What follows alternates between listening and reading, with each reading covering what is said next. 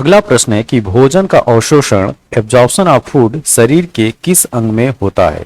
Options बड़ी आंत large intestine, यकृत लीवर, छोटी आंत स्मॉल इंटेस्टाइन और ग्रास नली इसोफेगस। तो भोजन का अवशोषण एब्जॉर्प्शन ऑफ फूड वो होता है छोटी आंत में स्मॉल इंटेस्टाइन में। अगला प्रश्न यह है कि कौन सा विटामिन सूर्य की रोशनी में बनता है। ठीक है, तो इस प्रश्न का सही उत्तर है विटामिन डी। अगला प्रश्न, मनुष्य द्वारा सांस में ली जाती है। तो मनुष्य द्वारा सांस में क्या ली जाती है। पहला ऑप्शन है ऑक्सीजन, कार्बन डाइऑक्साइड, नाइट्रोजन और डी ऑप्शन है हाइड्रोजन। तो मनुष्य द्वारा सांस में ली जाती है ऑक्सीजन। वयस्क मानव में दांतों की कुल संख्या कितनी होती है। तो वयस्क मानव में दांतों की कुल संख्या होती है 32। वायरस से फैलने वाला रोग आपको बताना है। पहला ऑप्शन है एड्स, दूसरा है चेचक, तीसरा है सी ऑप्शन है खसरा। तो वायरस से फैलने वाले रोग में ये तीनों आते हैं। एड्स भी होता है, चेचक भी वायरस की वजह से ही होता है और खसरा भी वायरस की वजह से ही होता है। तो इसका उत्तर होगा ये सभी ऑप्शन नंबर डी। मलेरिया रोग, मलेरिया डिजीज किस परजीवी के संक्रमण से होता है। प्लाज्मोडियम, ट्रिपैनोसोमा, फोस्टेरिया पेस्टिस और उपरोक्त सभी। तो इसका जो उत्तर जो सही है वो है प्लाज्मोडियम। तो मलेरिया रोग होती है प्लाज्मोडियम की वजह से। मलेरिया रोग के परजीवी का वाहक ह्यूमन पैरासाइट आपको बताना है। तो इसका ह्यूमन पैरासाइट क्या है आपको बताना है कि मादा एनेफ्लीज, सीसी मक्खी, बालू मक्खी और ऑप्शन डी है कोई नहीं। तो इसका सही उत्तर है मादा एनेफ्लीज की वजह से मलेरिया रोग होता है। कौन सा रोग दूषित जल के सेवन से होता है। आपको बताना है कि कौन सा रोग दूषित जल के सेवन से होता है। तो फ्लू है पहला ऑप्शन, बी ऑप्शन है मलेरिया, सी है तपेदिक और डी है हैजा। तो इसका सही उत्तर है हैजा। डायलिसिस का प्रयोग किस रोग के इलाज के लिए किया जाता है। तो डायलिसिस का जो प्रयोग है वो किडनी गुर्दा के रोग के इलाज के लिए डायलिसिस का प्रयोग करते हैं। बच्चों में बीसीजी का टीका, बीसीजी वैक्सीन किस रोग के प्रतिरक्षण हेतु लगाया जाता है। ठीक है, तो ऑप्शंस हैं खसरा जिसको इंग्लिश में मिसल्स बोलते हैं, टीबी ट्यूबरकुलोसिस, चेचक स्मॉल पॉक्स और डी ऑप्शन है पोलियो। तो बच्चों में बीसीजी का टीका जो है वो टीबी ट्यूबरकुलोसिस के इम्यूनिटी के लिए दिया जाता है। ठीक है, तो टीबी ट्यूबरकुलोसिस के प्रतिरक्षण हेतु बीसीजी का टीका लगाया जाता है। बैक्टीरिया या जीवाणु द्वारा होने वाले रोगों को चुनना है। तो ऑप्शन है पहला मलेरिया, दूसरा है टीबी, तीसरा है कुष्ठ, चौथा है रेबीज और पांचवा है सिफिलिस। तो आपको बताना है कि इनमें कौन कौन सा रोग जो है वो जीवाणु के द्वारा होता है। तो जीवाणु के द्वारा होता है टीबी, कुष्ठ और सिफिलिस। तो 2, 3, 5 ऑप्शन नंबर सी इसका सही उत्तर है। मच्छर द्वारा फैलने वाला रोग, आपको बताना है कि मच्छर द्वारा फैलने वाले रोग का क्या नाम है। मलेरिया, डेंगू, पीत ज्वर। तो ये तीनों जो है वो मच्छर के द्वारा फैलते हैं, मलेरिया, डेंगू, पीत ज्वर। तो इसका सही उत्तर होगा ये सभी। अगला प्रश्न, घरेलू मक्खी द्वारा फैलने वाले रोगों को चुनना है। तो हैजा, अतिसार, प्लेग, तपेदिक और फिलपॉ। तो इस प्रश्न का सही उत्तर है ऑप्शन नंबर 1, 2, 3। तो ऑप्शन नंबर बी इसका सही उत्तर है। तो कौन कौन से रोग जो है वो घरेलू मक्खी के द्वारा फैलता है। तो वह है हैजा पहला, दूसरा अतिसार और तीसरा है प्लेग। नेक्स्ट, कौन जंतु प्लेग महामारी को फैलाने में सहायक है। चूहा, बिल्ली, घरेलू मक्खी और सैंड फ्लाई।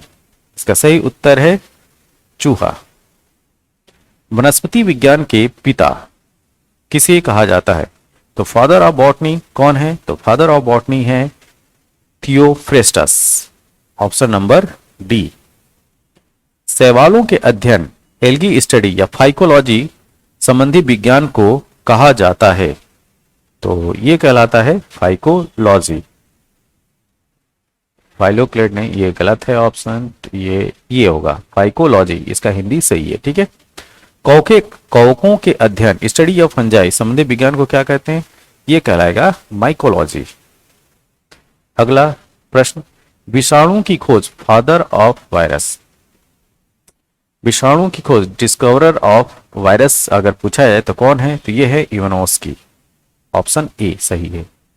सजीव एवं निर्जीव के बीच की कड़ी किसे कहा जाता है, तो सजीव और निर्जीव के बीच की कड़ी है वायरस। ऑप्शन बी इसका सही उत्तर है। बैक्टीरिया की खोज डिस्कवरी ऑफ बैक्टीरिया किसने किया, तो बैक्टीरिया की खोज का श्रेय जाता है Antony von Leeuwenhoek. Option number A.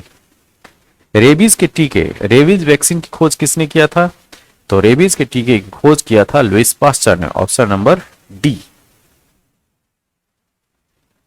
अगला प्रश्न, पॉस्चराइजेशन के बारे में कौन सा कथन सत्य है, तो यहां पे पहला ऑप्शन है लुई पास्चर ने इस विधि का इजाद किया, मतलब खोजा था, पहला ऑप्शन। बी ऑप्शन है इस विधि से दूध के कुछ दिनों तक सुरक्षित रखा जा सकता है। सी ऑप्शन है इस विधि में दूध को सुरक्षित रखने के लिए 62.8 डिग्री सेंटीग्रेड पर 30 मिनट तक गर्म किया जाता है। और डी ऑप्शन है उपरोक्त सभी। तो इस प्रश्न का सही उत्तर है उपरोक्त सभी। अगला प्रश्न, टीबी के टीके की खोज किसने की, तो ट्यूबरक्लोसिस वैक्सीन की खोज किसने की, तो इसका सही उत्तर है रॉबर्ट कॉच। रॉबर्ट कॉच ने जो है ट्यूबरक्लोसिस के वैक्सीन की खोज की थी। अगला प्रश्न, कौन सा पौधा कवक एवं शैवाल का परस्पर संबंध दर्शाता है, तो ये है लाइकेन। लाइकेन जो है सिम्बियोटिक एसोसिएशनशिप है जाई और एल्गी का। अगला प्रश्न, किस पौधे की पत्ती में जड़ रूट लीफ पाई जाती है, ठीक है, तो ये है जूसिया, अमरबेल, ब्रायोफाइलम, आर्किड। ठीक, तो इसका सही उत्तर है ऑप्शन नंबर सी, ब्रायोफाइलम। अगला प्रश्न, आपको यहां पे सुमेलित करना है, ठीक है, तो अ, ब और स, द ये है, ठीक, और आपको बताना है कि ये इनमें से किसके उदाहरण है।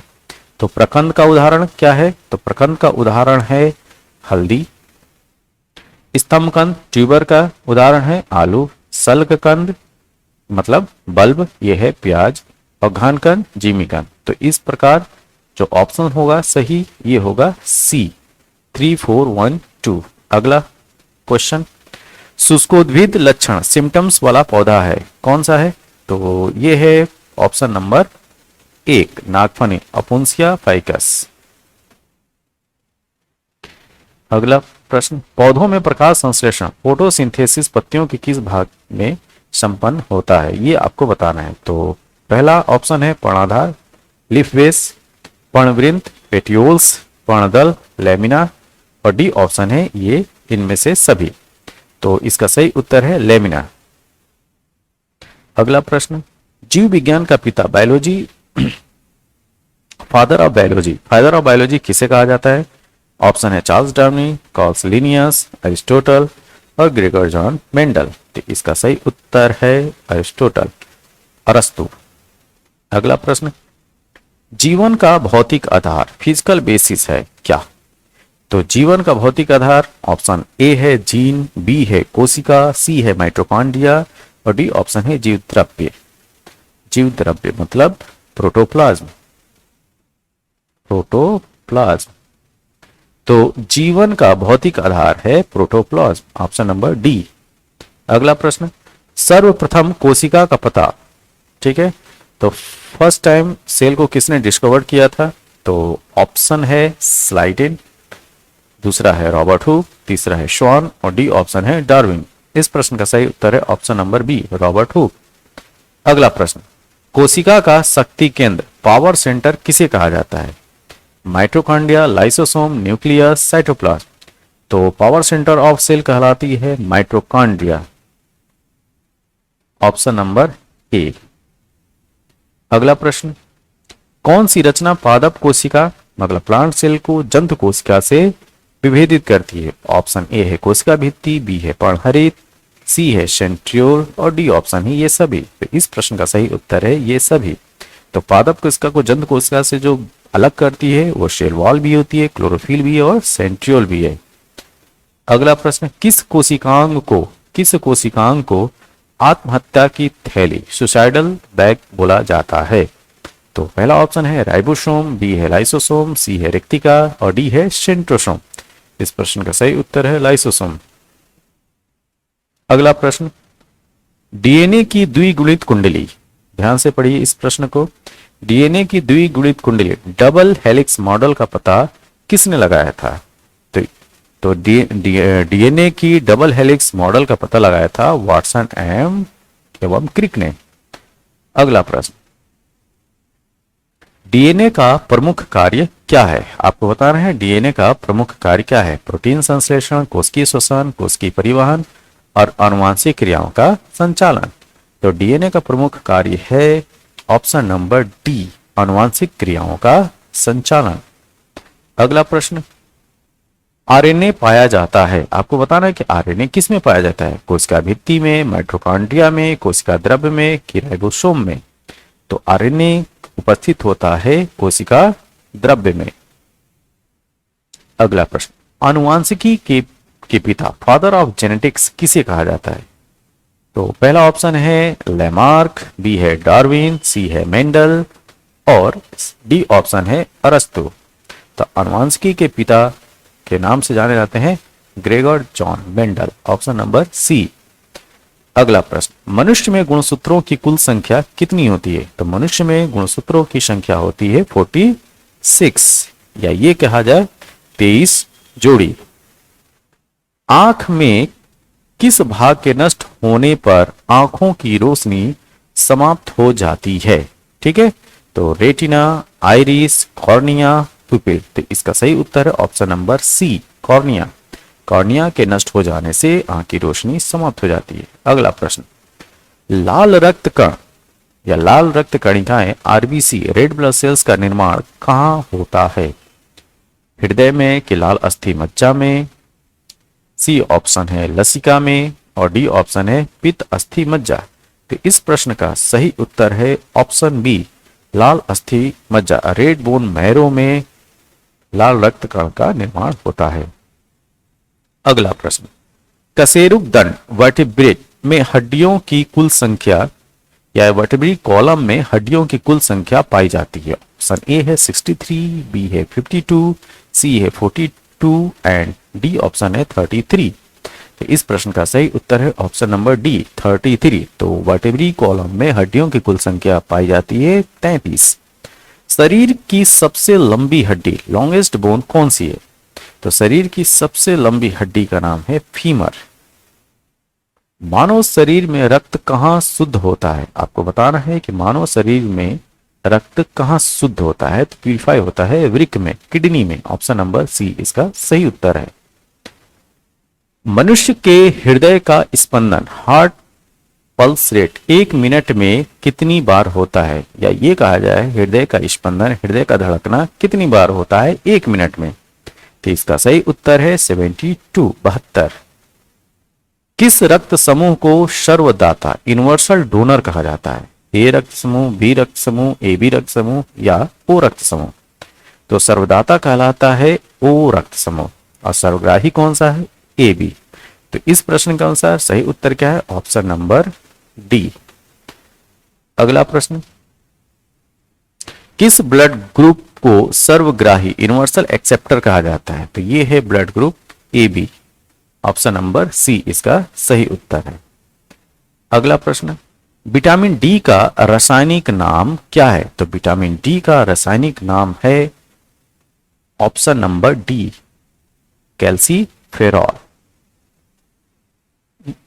सॉरी, आपको बताना है कि विटामिन डी का रासायनिक नाम क्या है। तो विटामिन डी का रासायनिक नाम है कैल्सीफेरॉल।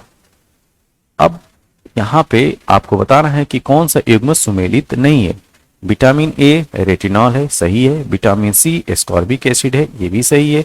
विटामिन बी थायमीन है, ये भी सही है। अब विटामिन के टोकोफेरॉल, ये गलत है। विटामिन के क्या होता है? नेप्थोक्विनोन होता है। तो यहाँ पे ऑप्शन डी क्या है? सुमेलित नहीं है। अगला प्रश्न, मानव शरीर में आयोडीन की कमी से उत्पन्न रोग क्या है? तो मानव शरीर में आयोडीन की कमी से जो उत्पन्न होने वाला रोग है वो क्वाइटर है, जिसको घेंगा बोलते हैं। अगला प्रश्न, कौन सा युग्म सुमेलित नहीं है? तो इधर जो है विटामिन रखा हुआ है और इधर जो है उसकी कमी से होने वाला रोग। तो विटामिन ए की कमी से रतौंधी होती है, सही है।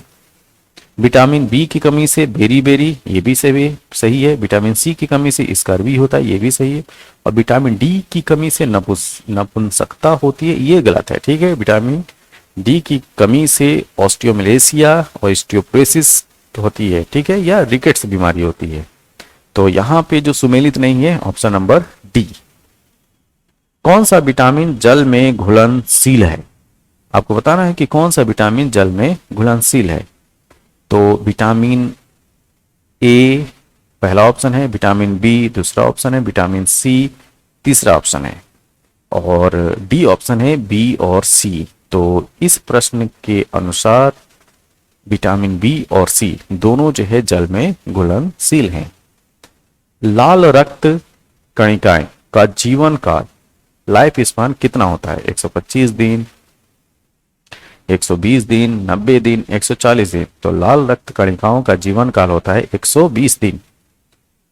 अगला प्रश्न, शरीर में ताप का नियंत्रण करता है, कौन करता है? Hypothalamus, heart, cerebrum, skin.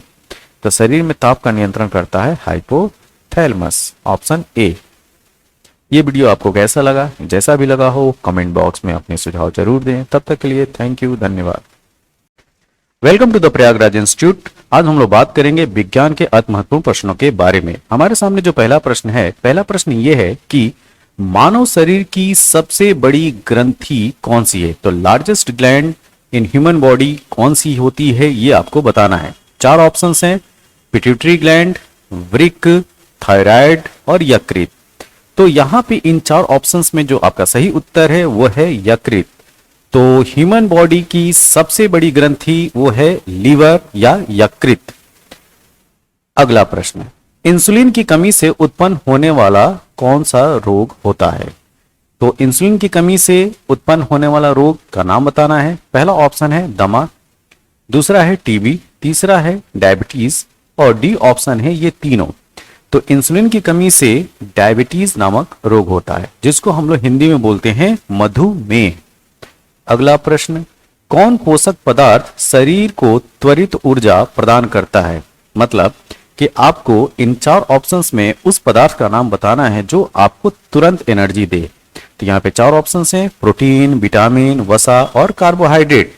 तो शरीर को त्वरित ऊर्जा के लिए आपको कार्बोहाइड्रेट का सेवन करना चाहिए। तो इस प्रश्न का सही उत्तर है option number D, carbohydrate.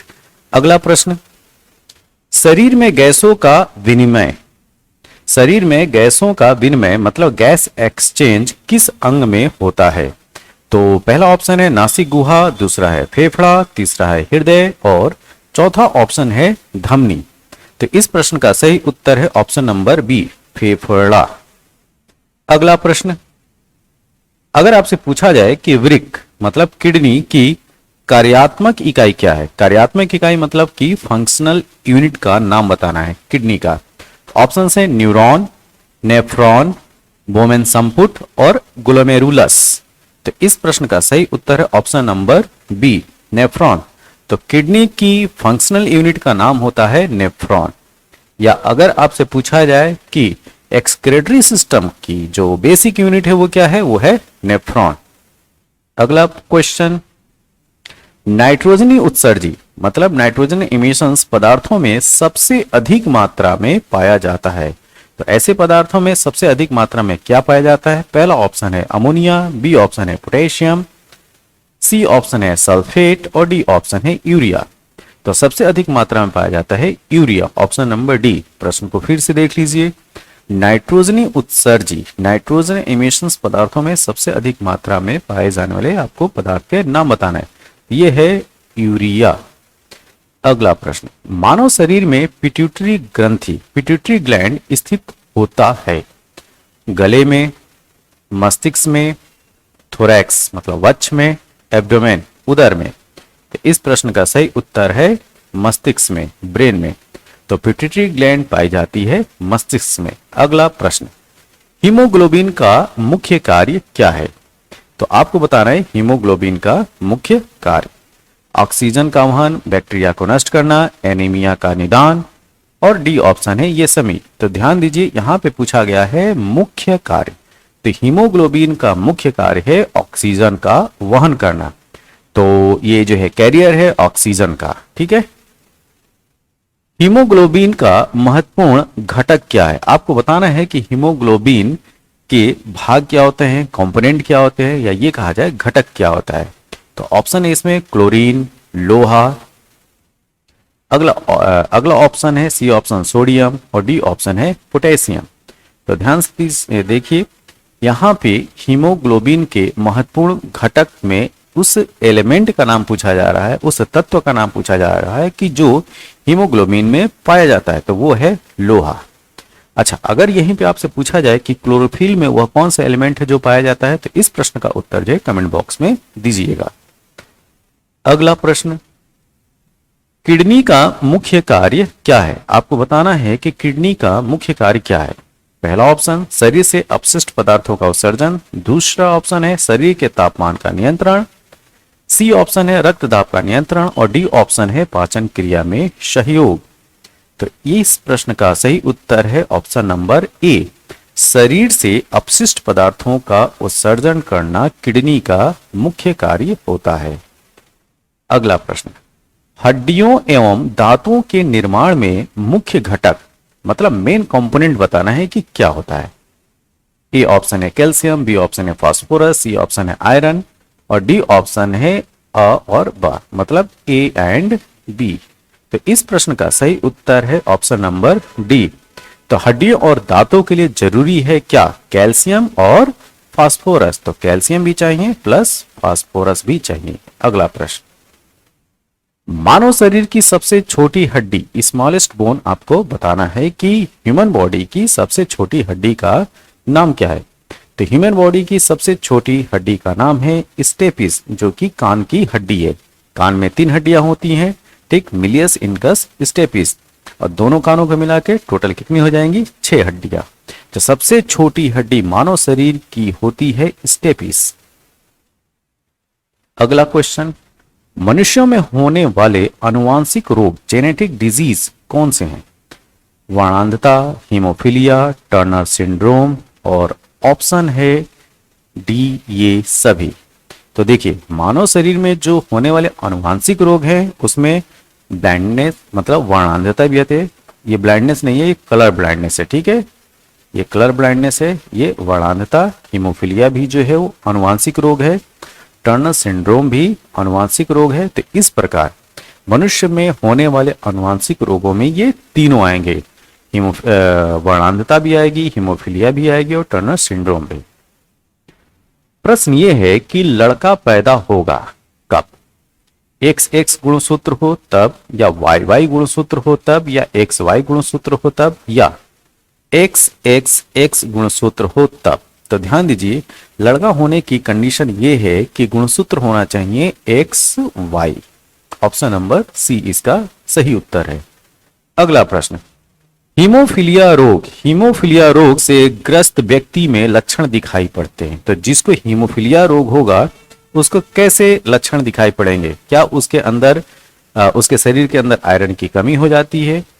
B option, रक्त का बहना बंद नहीं होता है, सी ऑप्शन, रक्त बनता ही नहीं है, और डी ऑप्शन है रक्त में श्वेत रक्त कण मृत हो जाते हैं, या ये कहा जाए कि WBC जो है वो डेड हो जाते हैं। क्या ऐसी कंडीशन होती है हीमोफीलिया में? तो ध्यान दीजिए हीमोफीलिया में होता क्या है कि रक्त का बहना बंद ही नहीं होता है, तो ब्लड क्लॉटिंग नहीं हो पाती है।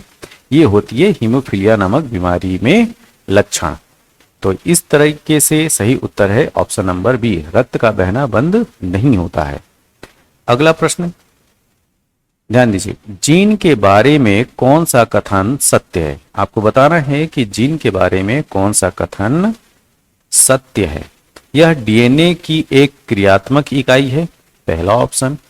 बी ऑप्शन है यह आनुवांशिकी की इकाई है, और सी ऑप्शन है यह गुणसूत्र पर उपस्थित रहता है, और डी ऑप्शन है उपरोक्त सभी।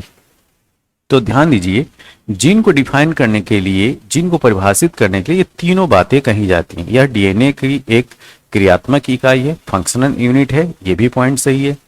यह अनुवांशिकी की इकाई है, ये भी सही है। और यह गुणसूत्र पर उपस्थित रहता है, ये भी सही है।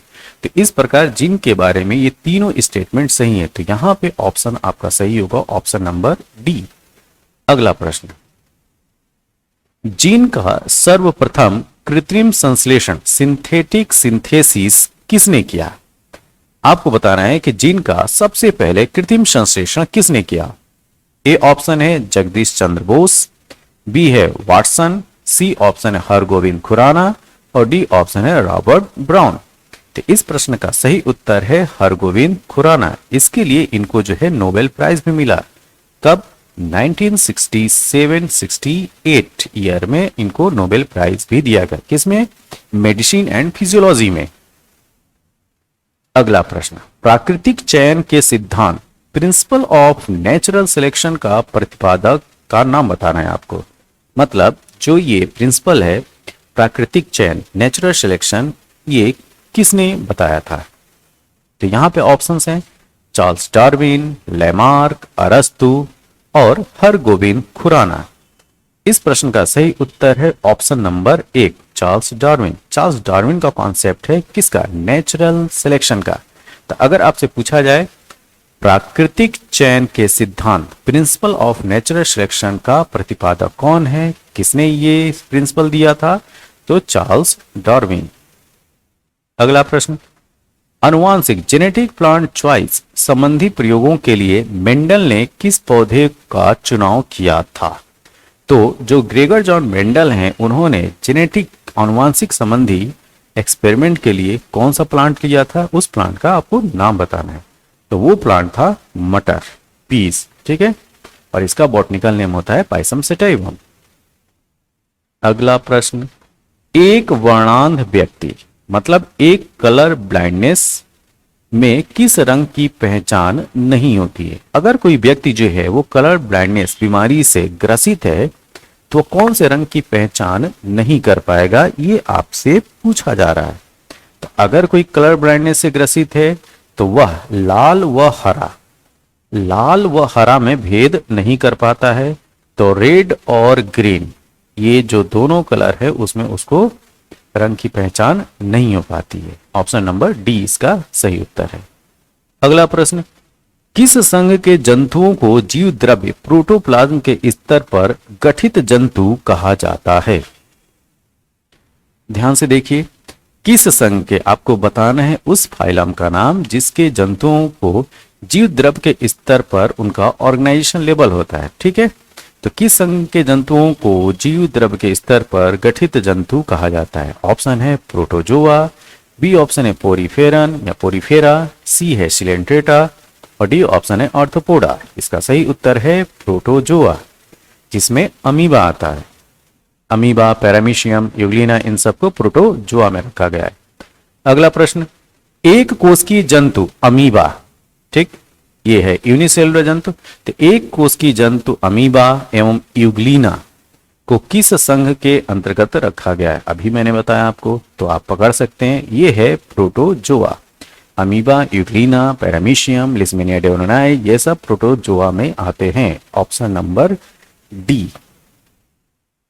अगला प्रश्न, मेढक में श्वसन किस अंग द्वारा होता है? आपको बताना है कि मेढक में श्वसन किस अंग द्वारा होता है। ऑप्शन है त्वचा, क्लोमो द्वारा, फेफड़ों द्वारा, ठीक, और डी ऑप्शन है इन तीनों में, ठीक।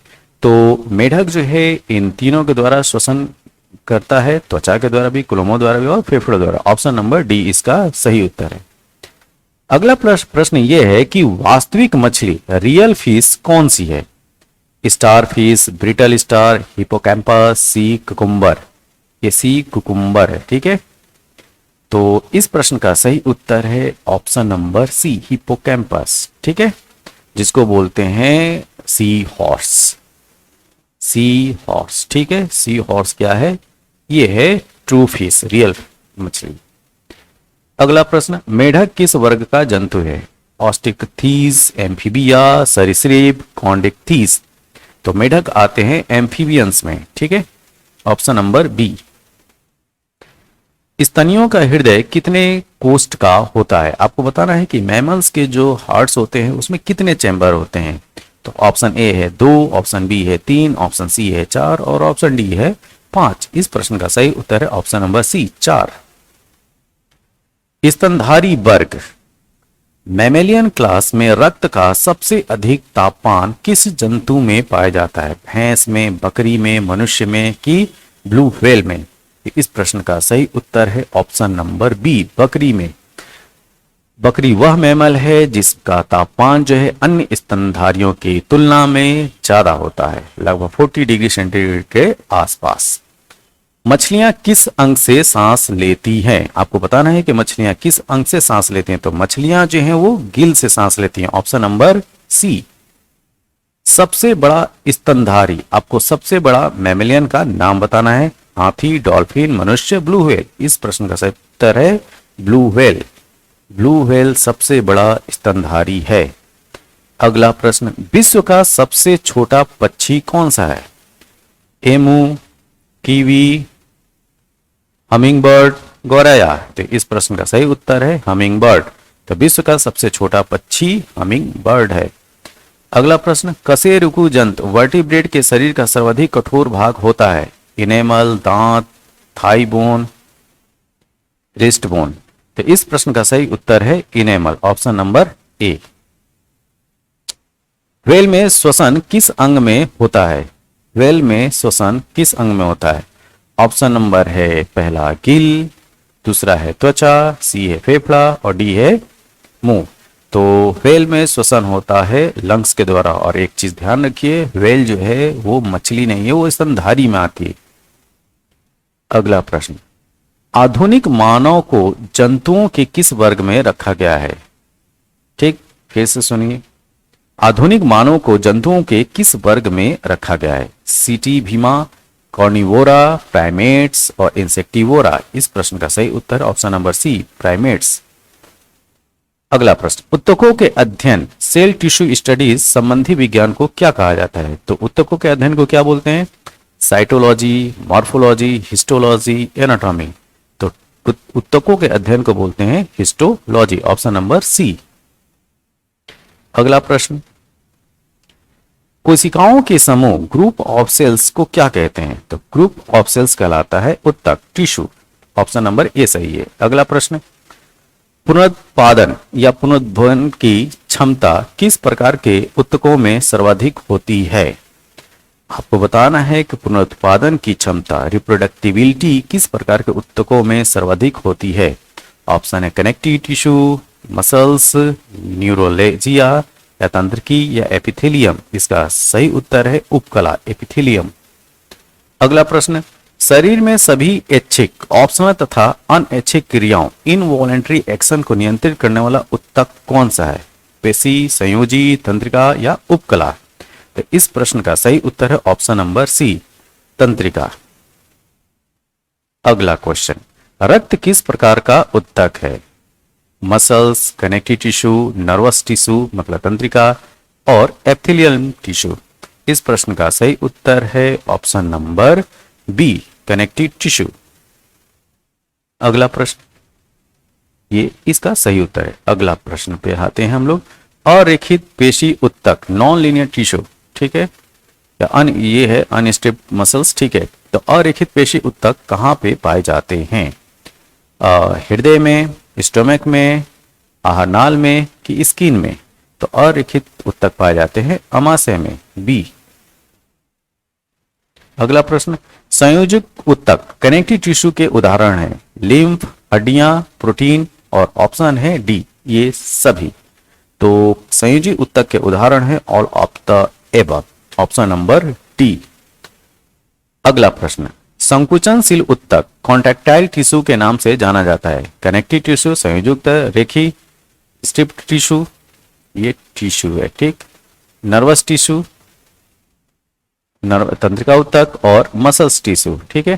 तो इस प्रश्न का सही उत्तर है संकुचन कॉन्ट्रैक्टाइल टिश्यू। तो कॉन्ट्रैक्टाइल टिश्यू यहाँ पे आप पकड़ सकते हैं कि इसमें अगर संकुचनशील ऊतक की बात की जा रही है तो इसमें आएगा पेशी ऊतक, ऑप्शन नंबर डी। कॉन्ट्रैक्शन होता है मसल्स में, तो इसका ऑप्शन नंबर है डी। अगला प्रश्न, चेतना उत्तक कॉन्शियसनेस टिश्यू किस प्रकार के उत्तक को कहते हैं? उपकला, तंत्रिका, पेशी या ये सभी? तो इसका सही उत्तर है ऑप्शन नंबर बी, पेशी तंत्रिका। अगला प्रश्न, हीमोग्लोबिन पाया जाता है श्वेत रक्त कणिकाओं में, लाल रक्त कणिकाओं में, लसिका में, और डी ऑप्शन है ए और बी दोनों में। ठीक, तो इस प्रश्न का सही उत्तर है ऑप्शन नंबर बी, हीमोग्लोबिन पाया जाता है लाल रक्त कणिकाओं में, रेड ब्लड सेल्स में। किस ग्रंथि को मास्टर ग्रंथि, मास्टर ग्लैंड्स कहा जाता है? ठीक है, तो ऑप्शन है thyroid gland, parathyroid gland, pituitary gland and D option है एड्रिनल ग्लैंड। तो मास्टर ग्लैंड के नाम से जानी जाती है पिट्यूटरी ग्लैंड। तो पीयूष ग्रंथि को मास्टर ग्रंथि कहा जाता है। अगला प्रश्न, मानव शरीर में हड्डियों की संख्या कितनी होती है? तो मानव शरीर में हड्डियों की संख्या होती है 206। अगला प्रश्न, भोजन में उपस्थित शर्करा को माल्टोज में बदलता है। तो भोजन में उपस्थित शर्करा को माल्टोज में कौन बदलता है? तो ये है टाइलिन, ऑप्शन नंबर ए।